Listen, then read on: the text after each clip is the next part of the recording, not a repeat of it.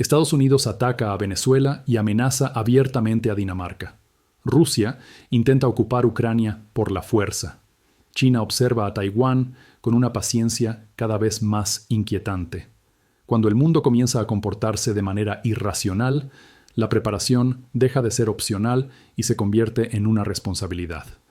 No solo para proteger el dinero, sino para proteger a la familia.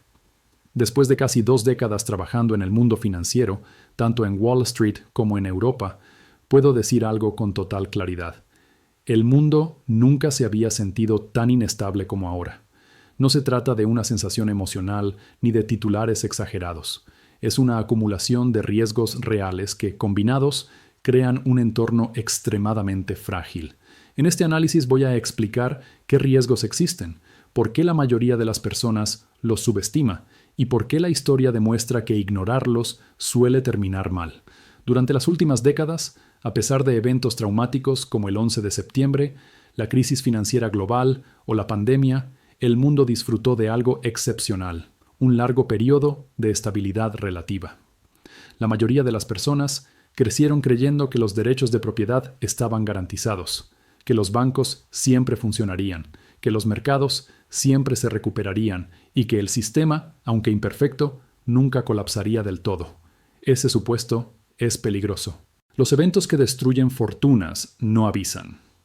La historia económica no avanza de forma lineal, avanza a saltos, y esos saltos suelen venir en forma de eventos de baja probabilidad pero impacto devastador, los llamados cisnes negros. Son eventos que parecen imposibles hasta que suceden, y cuando suceden, destruyen a quienes no estaban preparados. Uno de esos eventos es la revolución política, la revolución rusa de 1917, la revolución comunista china de 1949 o la revolución cubana de 1959 no solo cambiaron gobiernos.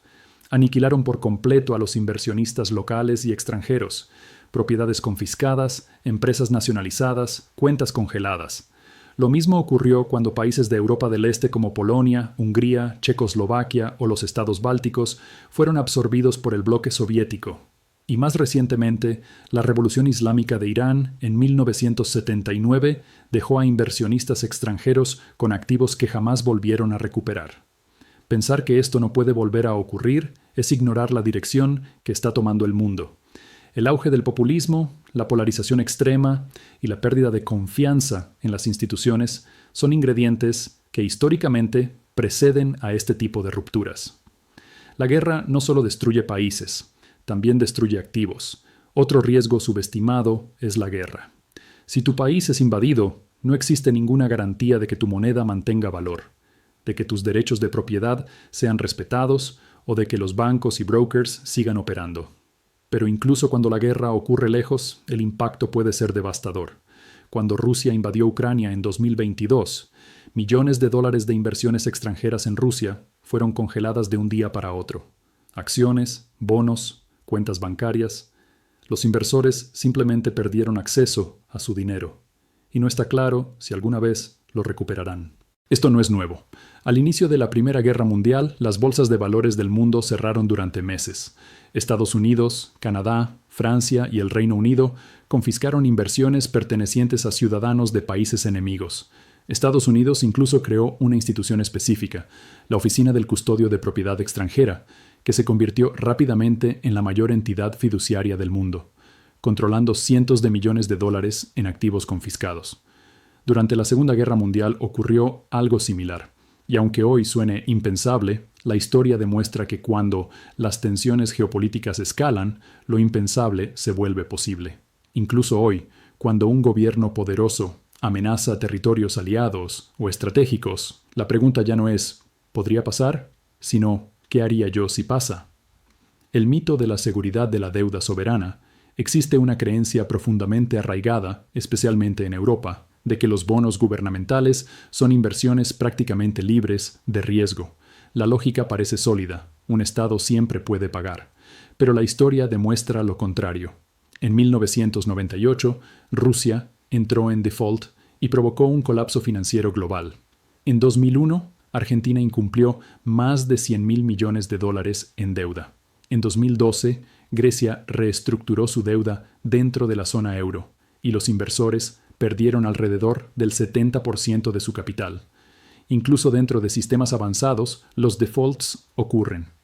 Hoy, en 2026, los niveles de deuda pública en casi todos los países desarrollados son históricamente altos.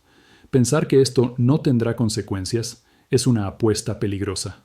La inflación extrema como solución política. Cuando los gobiernos están atrapados por la deuda, la inflación se convierte en una tentación.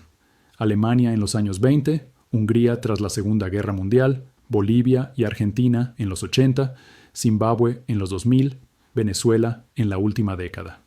En todos los casos, el resultado fue el mismo.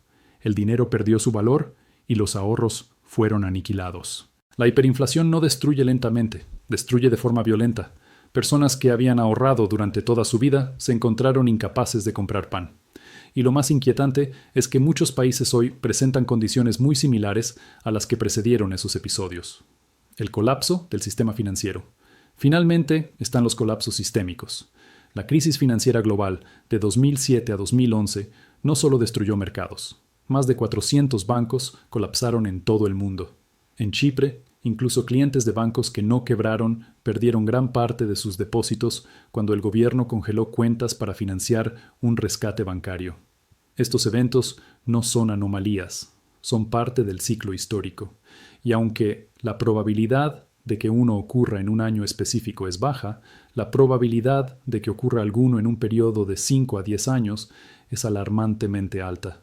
Aceptar la realidad antes de que sea tarde. El primer paso para protegerse no es financiero, es mental. La mayoría de las personas no pierde dinero porque tome malas decisiones, sino porque se niega a aceptar que el mundo puede cambiar de forma abrupta.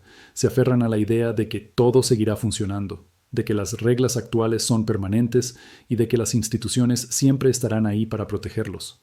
Esa negación es, históricamente, una de las principales causas de ruina patrimonial.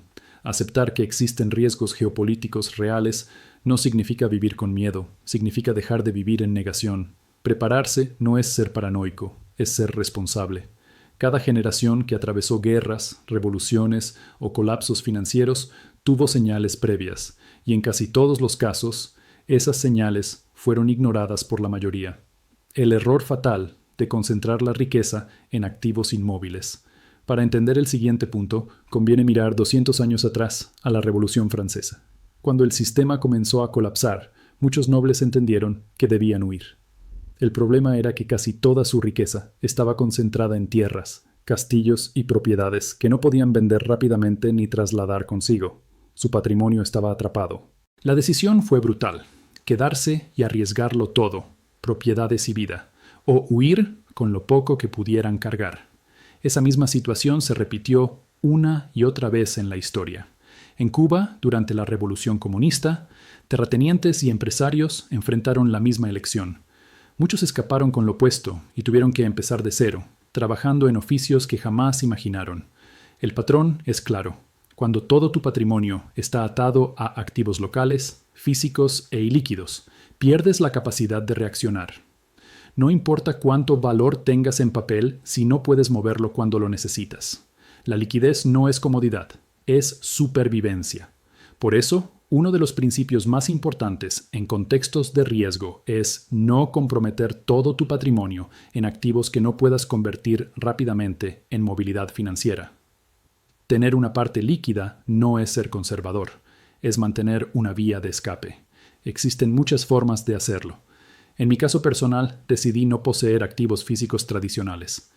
Mi patrimonio está mayormente en activos financieros y en un negocio digital que puedo operar desde cualquier lugar. Esto me da una enorme flexibilidad. Sin embargo, este enfoque extremo también tiene debilidades. Si el sistema financiero global se paralizara o si la economía digital colapsara, la falta de activos reales podría jugar en mi contra. La conclusión no es copiar un modelo extremo, sino entender el principio: diversificar no solo por tipo de activo, sino por grado de movilidad. Tener activos reales puede ser valioso, pero no todos. Tener activos líquidos es vital, pero no exclusivamente. El equilibrio es lo que crea resiliencia. Separar identidad de propiedad. Uno de los mayores obstáculos psicológicos es la identidad. Muchas personas no solo poseen una propiedad o un negocio, se identifican con él. La granja familiar, el comercio heredado, el edificio que representa generaciones de esfuerzo. Esa conexión emocional puede convertirse en una trampa mortal cuando las circunstancias exigen actuar con rapidez. La historia está llena de personas que lo perdieron todo porque no pudieron desprenderse a tiempo, no porque no vieran el peligro, sino porque no pudieron aceptar la idea de abandonar aquello que definía quiénes eran. Este punto no es teórico. Mi propia familia lo vivió. Cuando la Unión Soviética ocupó Letonia, mi familia perdió su granja y fue deportada a Siberia. No hubo negociación, no hubo compensación. La propiedad simplemente dejó de existir como derecho. ¿Dónde guardar el dinero cuando no confías en un solo país? Una vez que decides mantener liquidez, surge la siguiente pregunta: ¿dónde guardarla? Para pequeñas cantidades, el efectivo físico o incluso algo de oro puede cumplir una función básica. Son activos que puedes transportar y usar incluso cuando el sistema financiero falla. Pero para cantidades más grandes necesitas bancos y brokers. Y aquí aparece otro error común: confiar todo el patrimonio a una sola institución, incluso si parece grande y segura. Ningún banco es invulnerable a decisiones políticas. Tener todo el dinero en un banco local puede ser peligroso, pero también lo es concentrarlo todo en un solo banco extranjero. Por ejemplo, aunque tengo cuentas en Estados Unidos desde mi etapa viviendo allí, no consideraría prudente mantener todo mi capital en una sola jurisdicción, especialmente cuando las relaciones políticas internacionales se tensan. Por eso, en los últimos años, abrí cuentas en varios países europeos. No porque desconfíe de uno en particular, sino porque la diversificación geográfica reduce el riesgo de confiscación, congelamiento o bloqueo total. La ventaja silenciosa de la banca y corretaje internacional. Hoy existe una ventaja que generaciones anteriores no tuvieron: la banca digital internacional. Plataformas financieras modernas permiten abrir cuentas en otros países sin residir físicamente allí. Un broker con sede en Dinamarca, un banco digital en Alemania, otro en Irlanda, cada uno bajo marcos legales distintos y con sistemas de garantía separados. Esto no elimina el riesgo, pero lo fragmenta. Y fragmentar el riesgo es una de las formas más efectivas de sobrevivir a eventos extremos. Diversificar cuentas no es una estrategia sofisticada. Es una estrategia defensiva básica en un mundo donde las decisiones políticas pueden bloquear el acceso al capital de un día para otro. El mundo nunca ha sido completamente estable. Lo que cambia no es el riesgo, sino la ilusión de control. Hoy tenemos más información, más tecnología y más acceso que cualquier generación anterior, y aún así seguimos cometiendo el mismo error: asumir que el sistema siempre va a funcionar porque funcionó ayer. Ignorar los riesgos no los elimina, solo hace que te encuentren desprevenido cuando finalmente se manifiestan. Prepararse tampoco los crea. No provoca crisis, no acelera colapsos. Lo único que hace es colocarte en una posición de ventaja cuando otros descubren, demasiado tarde, que aquello que creían sólido era frágil. La historia demuestra que los grandes golpes no avisan con claridad. Llegan disfrazados de normalidad, de titulares tranquilizadores, de promesas de que todo está bajo control. Y cuando la mayoría reacciona, las opciones ya se redujeron. Los mercados están cerrados, el dinero está bloqueado o las reglas cambiaron de un día para otro. Quien se preparó no necesita correr, no necesita vender en pánico ni aceptar pérdidas forzadas. Tiene margen, tiene tiempo, tiene alternativas, y esa capacidad de elegir, incluso en medio del caos, es el verdadero activo que separa a quienes sobreviven de quienes quedan atrapados. No se trata de predecir el futuro, nadie puede hacerlo. Se trata de aceptar que existen múltiples futuros posibles y construir una estructura personal que pueda adaptarse a cualquiera de ellos. Diversificar no solo inversiones, sino jurisdicciones, monedas, activos y formas de acceso al capital. Cuando entiendes esto, dejas de buscar seguridad absoluta porque no existe. En su lugar, construyes resiliencia, y la resiliencia no es rigidez, es flexibilidad. Es poder moverte cuando otros no pueden. Es tener opciones cuando otros solo tienen excusas. El objetivo nunca fue ganar más que todos. El objetivo siempre fue no perderlo todo cuando el sistema se rompe. porque los sistemas cambian, las reglas se reescriben, pero quienes entienden el riesgo y actúan antes no dependen de la suerte, dependen de la preparación, y cuando llega el momento en que el mundo se vuelve caótico, esa preparación deja de ser teoría y se convierte en libertad.